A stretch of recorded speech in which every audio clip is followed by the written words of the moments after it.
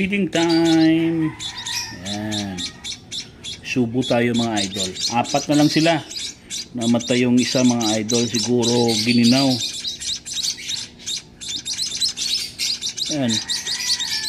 Pero yung isa mga idol, hindi masyadong ano yun. Meron ng mga sign na hindi yun makakasurvive.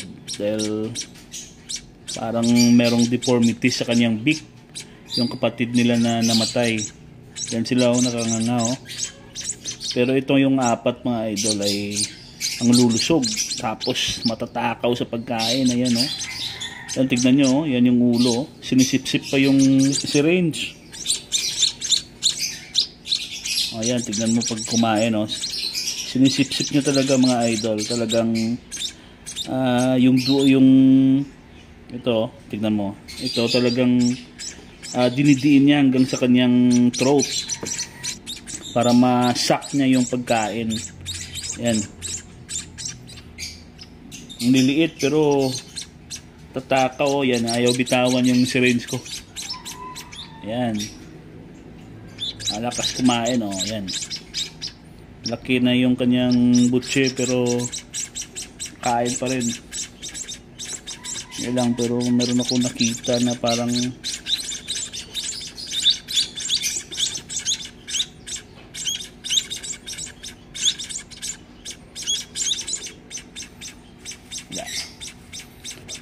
dumi lang siguro. Ayun oh.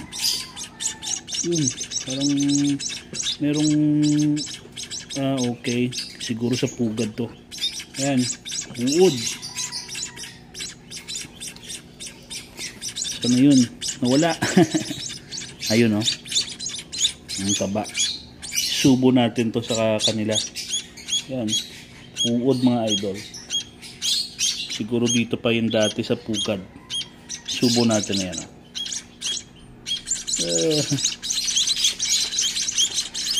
Nalaglag. Yun.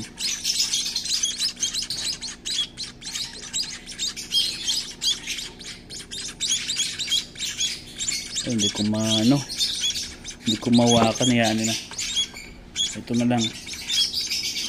Formula na lang.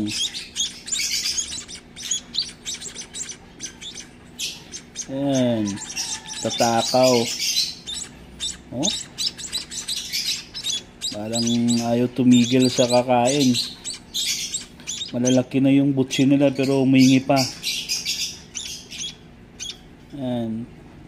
Ito yung mga literal na small but terrible kung kumain. Yan. Oh. Silent mode agad dahil busog na. See? Oh. Parang pipiyok pa ulit ah. Busog na mga idol. Tapos ginagawa ko tissue. Kinukuha ko lang yung mga yan oh, parang humingi pa ulit. Wag na, ma-overfeed na kayo. Tama na yan. Yan sila mga idol. Sayang yung isa namatay. Ito yung 4 na natira. Ang tawag dito sa amin mga idol, ito yung Maya pula. Yan. Maliliit na Maya. Yung original na Maya ng Pilipinas. Ito sila.